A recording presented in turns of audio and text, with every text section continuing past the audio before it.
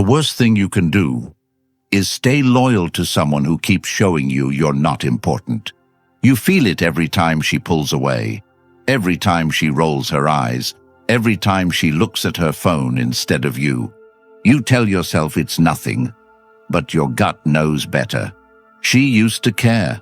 Now, you're an option, a convenience, a placeholder. You keep hoping it'll change.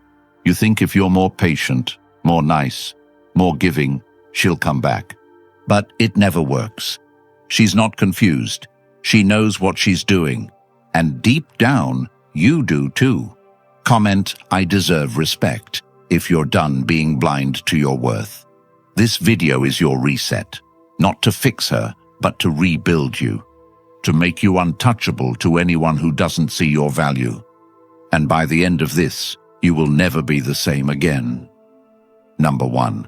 Don't chase her attention.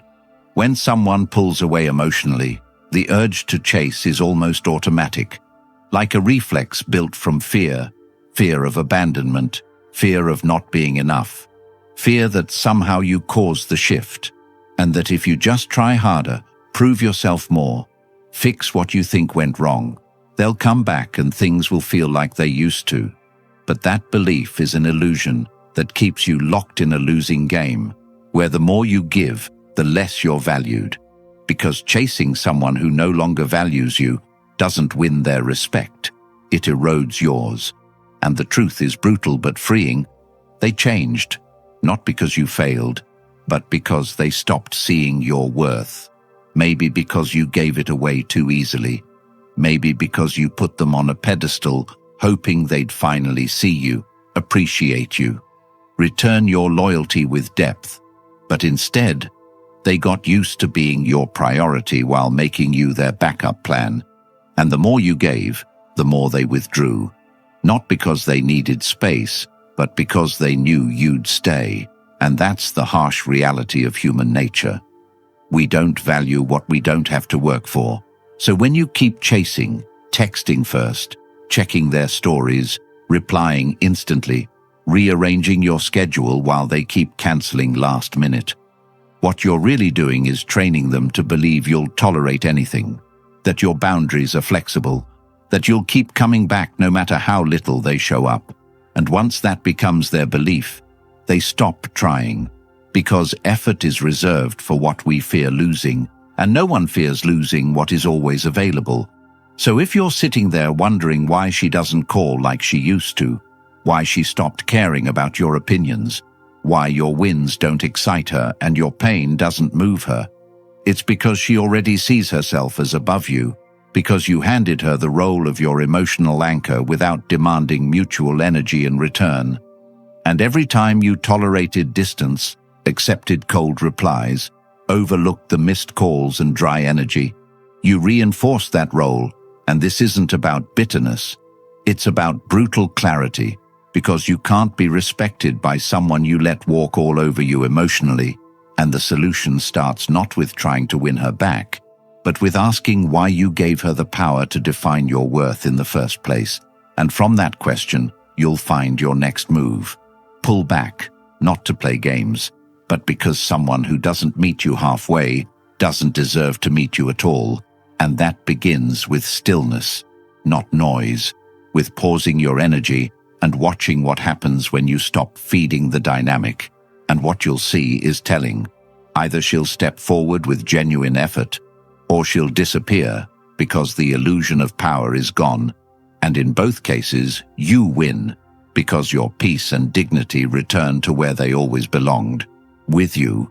And this is where Stoic clarity lives, not in reacting, but in observing, not in shouting your value, but in walking in it, without needing it confirmed by someone who already stopped seeing it. And if you're wondering how to stop chasing, the answer is brutal honesty. Stop lying to yourself about her potential.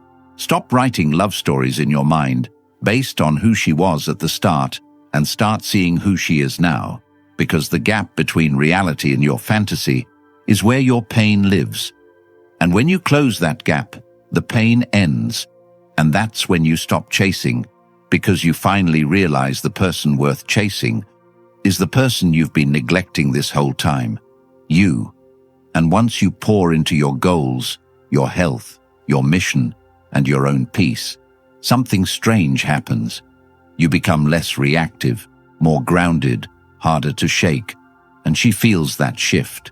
And maybe she'll come back, maybe she won't. But by then, you'll no longer care, not out of spite, but because you've outgrown needing breadcrumbs from someone who couldn't see the feast of value you brought to the table. And when you become that person, the one who doesn't chase, doesn't beg, doesn't adjust himself to be seen, you no longer fear loss, because you now carry something more powerful than attention, self-respect. And that becomes your filter, your guide, your standard. So the next time someone pulls away, you won't panic, you'll pause, and in that pause, you'll reclaim yourself. Not because it's easy, but because you finally understand the truth. The person who chases loses their value in the eyes of the one they chase. And the person who walks away with clarity creates the space where real respect is either born or the illusion dies. Either way, you win, and that win begins the moment you stop chasing those who treat your presence like it's disposable, because from that moment forward, you become unavailable to anything less than alignment. And that's how you rebuild your worth. Not through them, but through discipline. And that discipline becomes your strength, your peace, your standard. And once you live by that, everything changes forever. And if that message hit you where it hurts but also woke something up inside you, then don't stop here. Because everything you just felt, the clarity, the strength, the hard truth that you know you've needed to hear for a long time, it's just the beginning. And that's exactly why the Stoic relationship blueprint exists, built for men who are ready to stop chasing and start leading, filled with timeless Stoic principles that will flip your mindset and your life in ways you didn't think were possible. And now the audiobook version is here, so you can carry this life-changing knowledge with you while walking, training, or even just thinking. And the beauty of it is, once it's yours forever. Something you can come back to every time the world tries to pull you off course.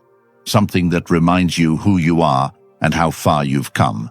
So the next time you feel weak, overlooked, confused, or tempted to settle for less, you'll have the blueprint to bring you back.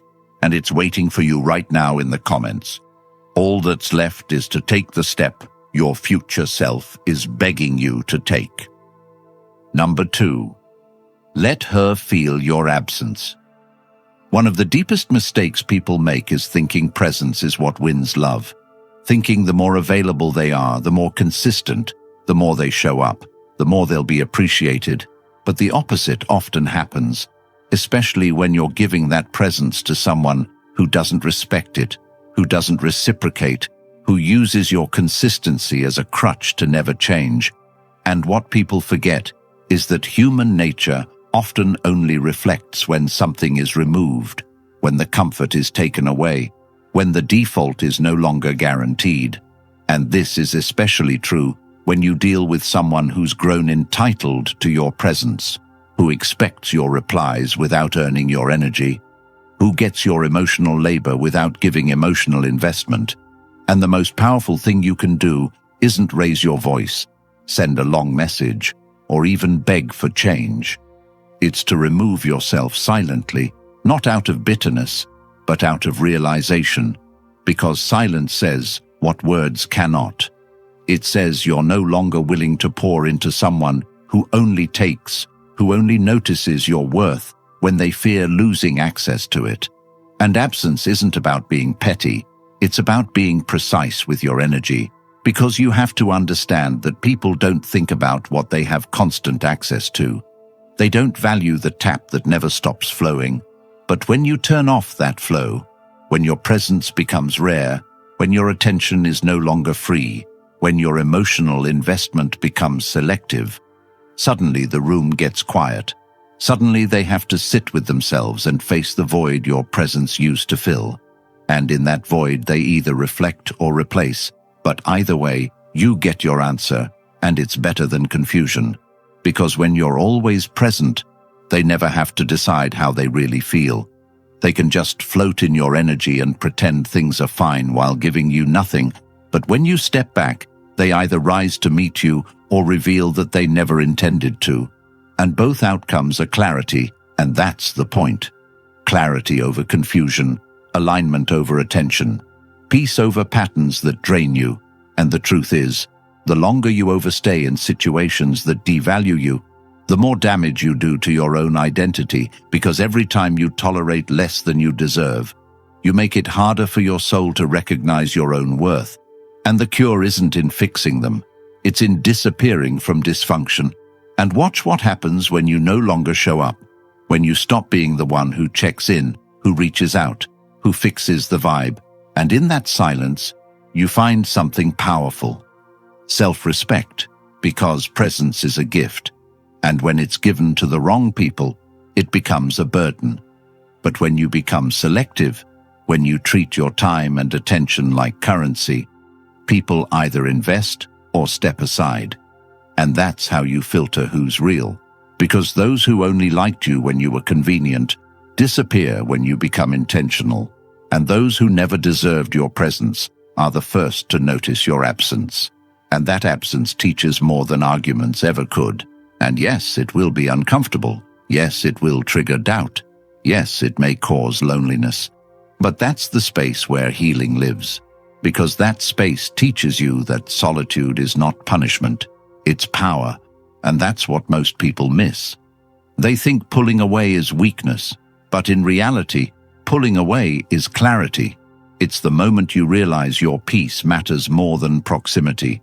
Your self-worth matters more than being needed, and your value doesn't increase by proving your loyalty to someone who can't match it. So let her feel it.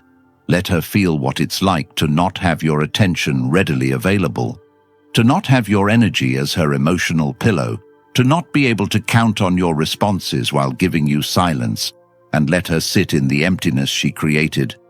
Because if she really values you, she'll feel that gap and fill it with effort. Not manipulation, not breadcrumbs, but real effort. And if she doesn't, then you didn't lose her. You lost the illusion of who you wanted her to be, and you gained the reality that sets you free. And that's where your next chapter begins, not in a dramatic exit, but in a quiet reset, where your value is no longer up for debate, and your presence is earned, not given. And the people who deserve you will know it. Not because you told them, but because you showed them. And that's the shift, from being someone who waits to be valued, to someone who decides that their energy is no longer available to those who waste it. And when you live like that, you stop chasing closure and start living in peace, because your absence does more to reveal the truth than your presence ever could. And that's not bitterness, that's evolution. Number 3. Don't argue for respect. The moment you find yourself trying to convince someone to respect you, you've already stepped out of alignment with your own worth, because respect, real respect, is never requested. It's never demanded through long texts, emotional outbursts, or desperate explanations. It's either naturally present in how someone treats you, or it's absent, and no amount of emotional effort on your end can generate it from someone who doesn't feel it deep down. And that's the uncomfortable truth most people avoid facing, because we think that if we just explain our intentions better, if we just show how loyal, kind, and forgiving we are, the other person will finally get it and love us the way we deserve. But what's really happening is we're trying to teach someone how to value something they already decided wasn't worth much. And when you're in that position, constantly justifying your emotions, explaining why you're upset, pointing out how they've hurt you, hoping they'll care, you're not gaining ground, you're losing it, because every word you say to defend your position is received not as a sign of strength, but as proof that you still care more than they do, that you need their validation to feel stable.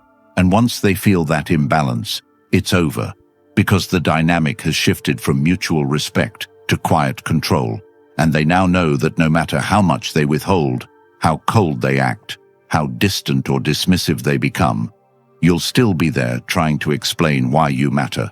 And the tragedy is that most people don't realize how much they're giving away in these moments. They don't see that by arguing for basic decency. They're communicating that disrespect is negotiable, that their boundaries are flexible, and the other person subconsciously logs that in their system. That you're someone who talks a lot about self-worth but doesn't act on it. That you'll cry, get mad, write paragraphs, vent to your friends, but still stay, still show up, still give your body and your energy and your time to someone who's already mentally checked out. And the solution is not in becoming louder, it's in becoming still. It's in letting your silence carry more authority than your explanations ever could. Because when you stop arguing and start acting, the entire dynamic changes, and not because the other person suddenly has a moral epiphany, but because your behavior sends a message louder than words. A message that says you've reached a point where your peace costs more than being understood. Where your value no longer needs to be proven to anyone who can't see it. And from that place, you move different. You don't try to fix. You don't try to please. You don't sit in rooms where your presence feels like a burden. And you don't argue with people who only listen to respond, not to understand. Because life has shown you the same lesson over and over. That those who truly respect you never need long speeches to correct their behavior. They see your standards and adjust or exit, and both are acceptable. Because when you stop arguing, what you're really doing is taking your power back, not in a loud, dramatic way, but in a quiet, grounded, stoic way that tells the world you are no longer emotionally available for disrespect. And you know what that does? It filters your circle. It sharpens your clarity. It teaches you who is real and who was only there to benefit from your lack of boundaries. And that lesson is priceless, because respect is not something you teach with your voice. It's something you command with your presence.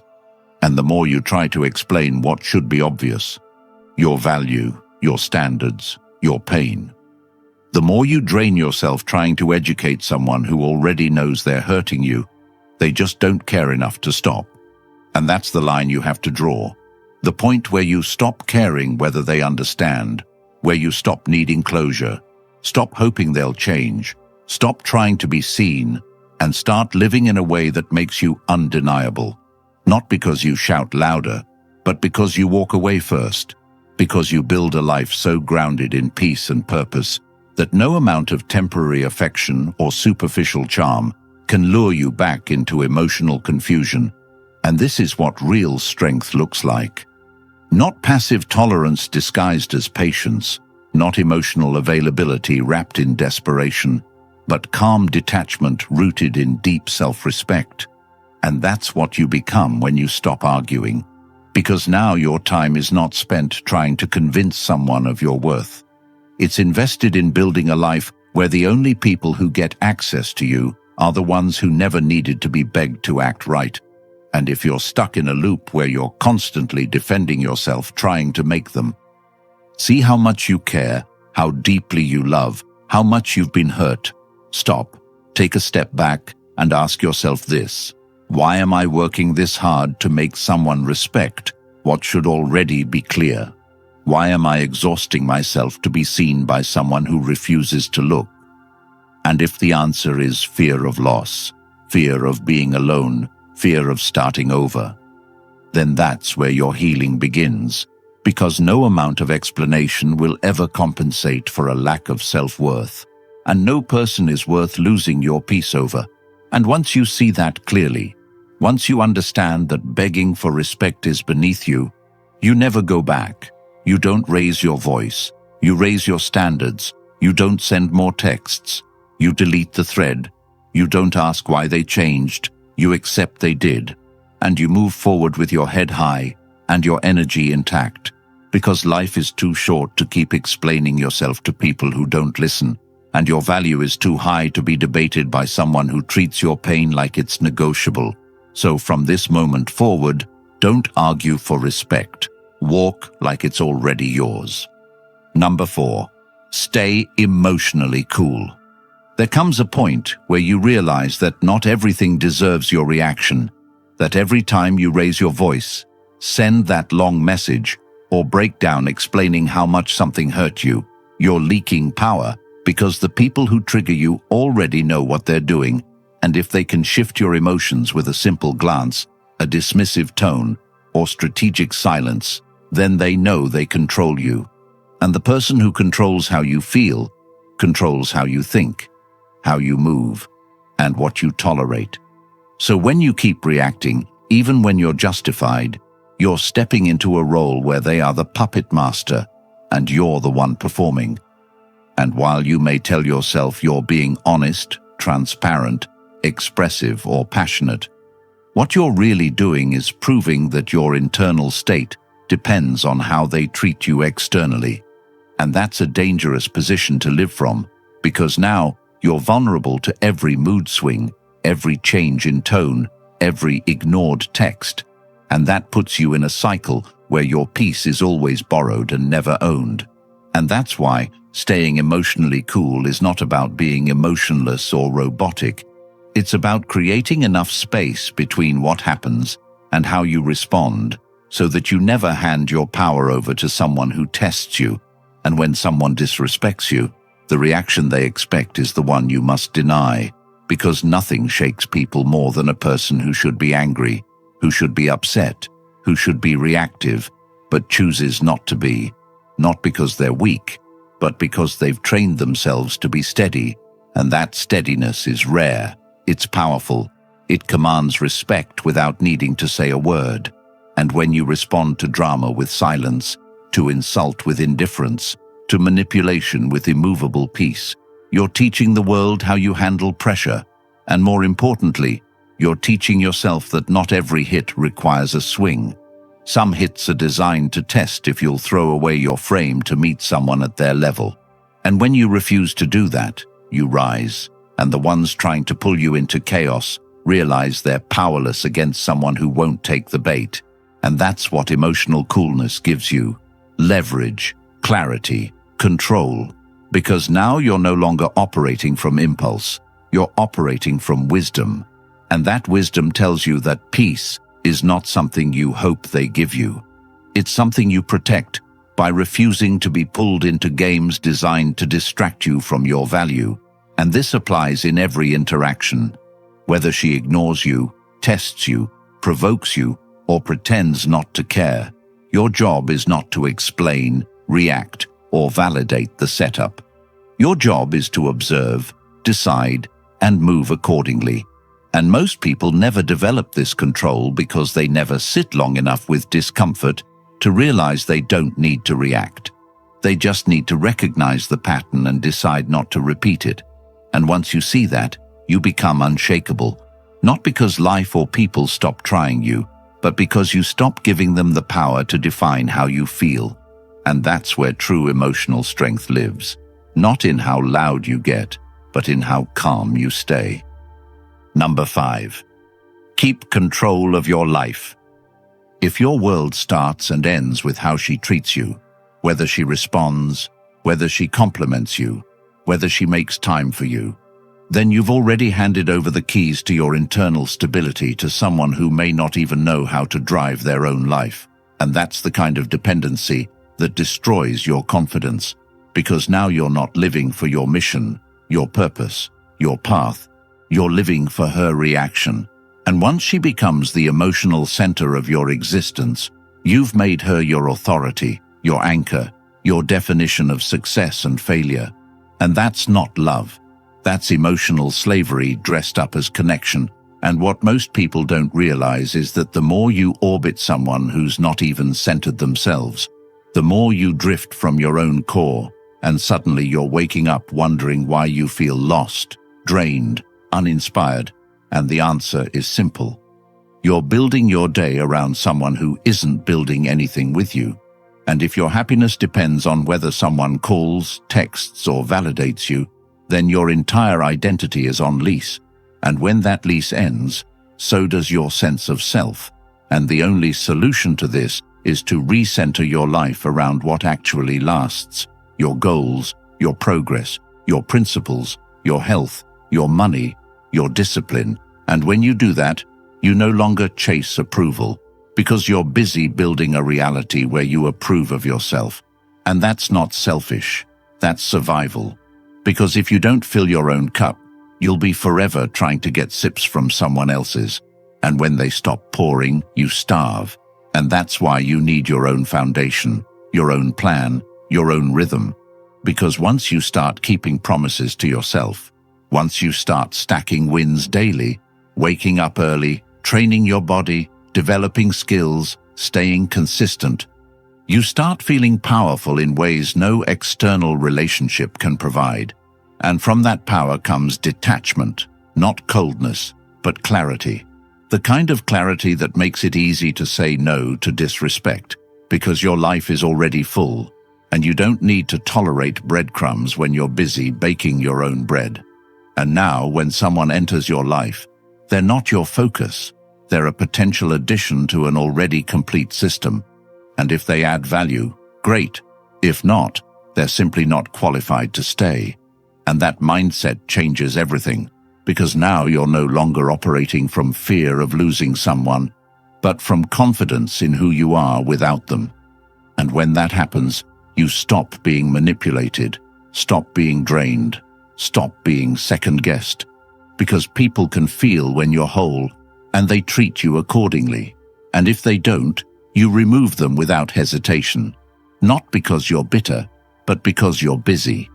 Busy becoming everything you promised yourself when you were tired of being average, tired of waiting, tired of feeling like your life only moves when someone else gives you permission. And from this space, you no longer need her to text back, to come through, to be present, because you've taken full responsibility for the direction of your life, and that's not something anyone can take from you. And the longer you stay here, the stronger you get, because momentum builds and self-respect compounds, and now you're living with purpose, not pain, with direction, not distraction, and the right people feel that and move accordingly, and the wrong ones fade because they can't thrive where standards are high, and that's exactly how it should be. Number 6, let her go if needed. The hardest truth you will ever face is that the person you wanted most is sometimes the person you must release completely, not because you didn't love them enough, not because you didn't try hard, wait long, forgive deeply, or stay loyal through the most confusing seasons, but because their presence is no longer healthy, and their access to you is costing you more than their absence ever could. And letting go isn't about hate. It's not about revenge. It's not about proving a point. It's about preserving your soul, because if every interaction with her leaves you second-guessing yourself, walking on eggshells, explaining basic expectations, or wondering why you feel like you're the only one trying, then you're not in love. You're in a performance, and you're playing a role you weren't born to play. A role where you silence your needs to keep the peace, where you tolerate inconsistency just to feel some connection, where you explain your worth hoping she'll finally wake up and treat you like she did in the beginning. But that version of her was either temporary or conditional, and now you're living in the space between who she used to be and who she really is, and you're hoping the past comes back instead of accepting that the future with her may never improve. And that's the part that breaks people. The idea that letting go means losing everything, but in reality, holding on is what's draining you, delaying your growth, and making you question who you are. And that's why the most powerful move you can make is walking away without needing closure, without needing validation, without needing her to understand. Because maybe she won't, and maybe she doesn't care, and maybe she's already replaced you emotionally, and if that's the case, every extra day you stay hoping she'll change is a day you deny yourself the healing that comes from finally choosing yourself. And yes, it will hurt. And yes, it will feel like failure. And yes, you'll miss her. But that's not a sign to go back. It's a sign that you're detoxing from dysfunction, and that takes time. But eventually you'll see that the peace you gain is greater than the comfort you lost. And from that place, you rebuild, not quickly, but deliberately, brick by brick. boundary by boundary, decision by decision. And every time you choose not to reply, not to chase, not to fold, not to second guess, you get stronger. And eventually, you'll look back and realize that losing her wasn't the tragedy. Staying with her would have been, and that's when you finally understand what letting go really means. It's not about walking away from someone else. It's about walking back to yourself. And when you do that, the pain becomes purpose. The lessons become leverage, and your life starts moving again, this time in the right direction, with people who see you clearly, treat you right, and never make you feel like you have to earn basic respect. And that's when you realize, letting her go didn't break you, it freed you. If you've made it this far, then deep down you know the truth. You've been conditioned to tolerate disrespect, to chase validation, to water yourself down just to keep someone who stopped seeing your value. And society won't teach you how to reclaim your power, because a man who knows his worth can't be controlled. And that's why the Stoic relationship blueprint was created, to arm you with the timeless Stoic principles they hope you never discover. The mindset that makes you unfazed, clear, and untouchable. And now it's finally available as an audiobook, so you can carry this power with you, while walking, training, or just thinking. And once you have it, it's yours for life. No more excuses, no more confusion, just the truth you've been starving for. Hit the comments right now and type, "I choose my peace," if you're ready to grab it. And if this message lit something inside you, like the video, subscribe, and help get this truth in front of more men before they waste another year chasing people who don't respect them.